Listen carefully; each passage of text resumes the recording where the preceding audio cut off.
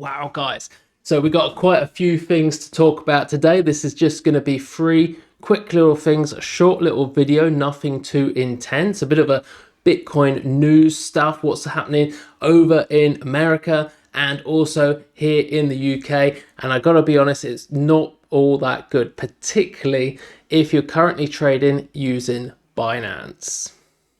In 2008, we had the big financial crash, mostly caused by the banks out in America, and it was all to do with this here. This is Moody's, one of the ratings agencies over in the US. In fact, as we know from that movie, these ratings agencies just basically get paid by the banks to give different financial instruments or countries even whatever ratings the banks pay them to give them. Have you ever refused to rate? That's delusional. Georgia, we stand behind have that. you ever refused to rate any of these bonds upper tranches AAA?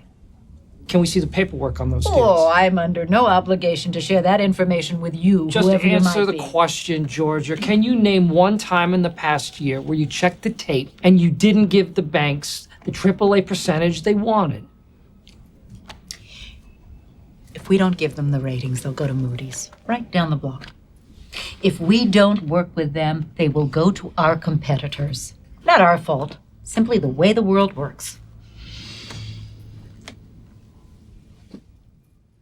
They basically just downgraded El Salvador from, I believe it says here somewhere, they've downgraded it from being basically a B down to a C++. So I think it was a B3 and it became a C++. In fact, there's an article right here that just talks about it. So this is Moody's drop El Salvador's ratings, citing basically the Bitcoin law that they've just passed. So El Salvador is going to be the first country in the world to accept Bitcoin as legal tender, and because of that they've not getting on too well with the IMF right now. But who cares anyway? Who cares what Moody's has to say about anything, because we all know that they're completely discredited after 2008 anyway. So I'm not really too sure exactly how much weight this really carries. However, I myself am still considering the possibility of getting a place out in El Salvador, whether it's a hotel, nice little house for a holiday, maybe spend 6 months of the year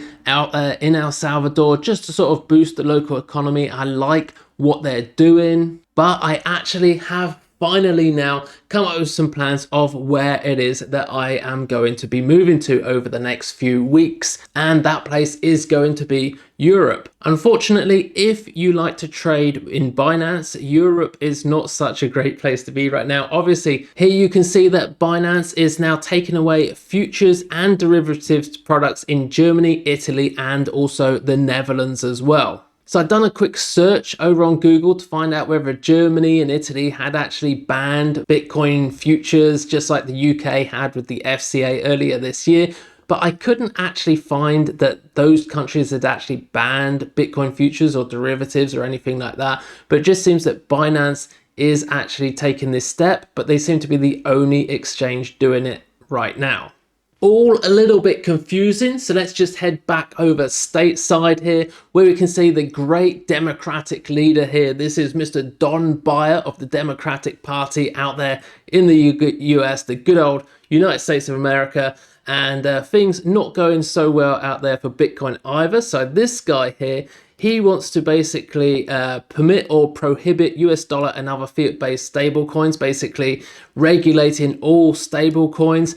Maybe that needs to happen with USDT and a couple of others. Who knows exactly where that's going to go, but I'm pretty sure stablecoins will not be stable if that actually goes through and becomes law, because I think things like USDT will probably go down to like 1 cent or below. So if you do currently trade USDT, I'd probably try and look at getting out of that as quick as you can.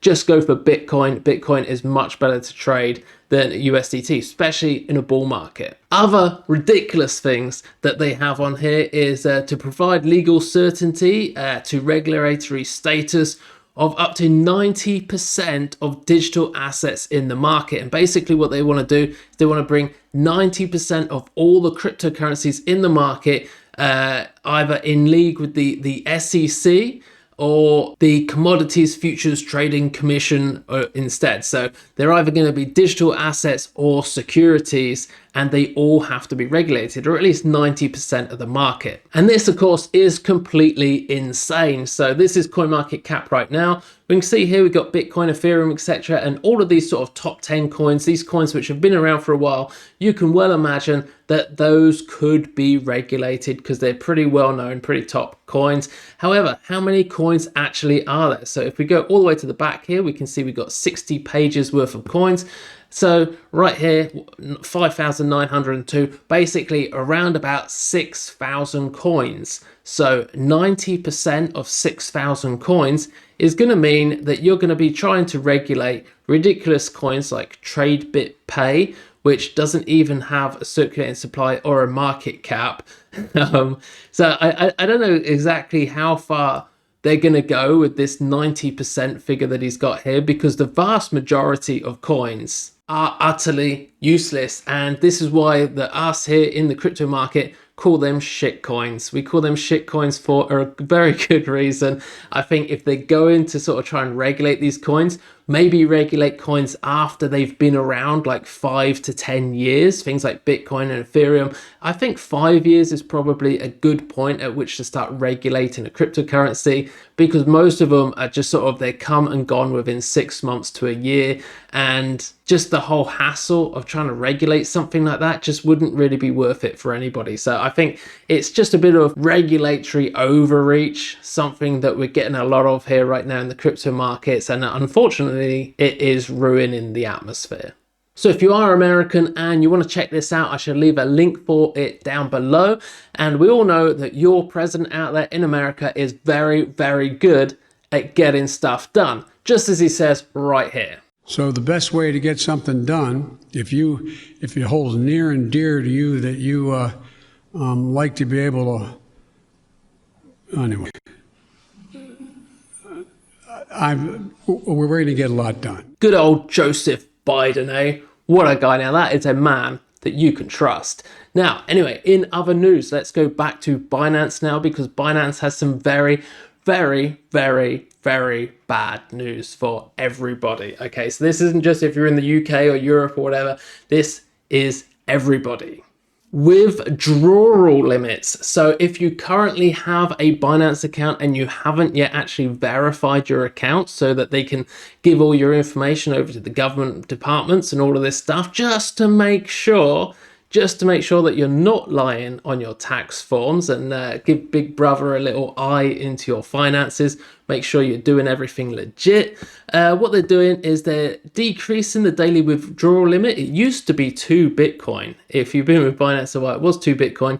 They did really recently bring it down to just half a Bitcoin. However, it's going down to 0.06 of a Bitcoin in just a couple of days. Okay, so this is going to be going through on, here we go, starting from the 4th of August. So basically that's like 2 days time. So if you do currently have a fair bit of Bitcoin on there, you may either want to get it off or get verified pretty quick. Otherwise your funds will be stuck a long time. In fact, just to put this into perspective, so let's just say you've got just 1 Bitcoin on there, and you're going to divide that by 0.06 withdrawals.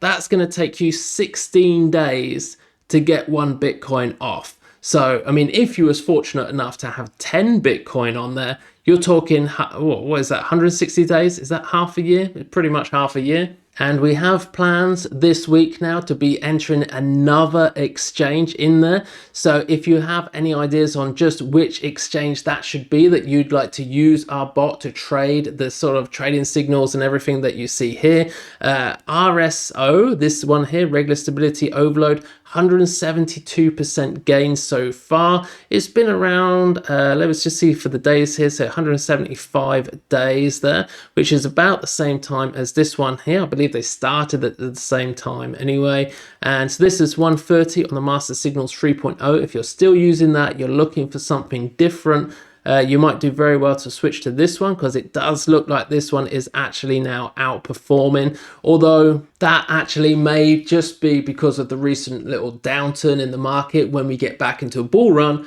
maybe the Master Signals 3.0 will actually be the better one once again. So trading signals, trading strategies, sometimes you win, sometimes you don't. You're not going to win every time. We all know that. It has been a little bit rough. I know, I'm in there, and yeah, it's not been great the last couple of months for sure, but the entire market's been down. I mean, what do you expect?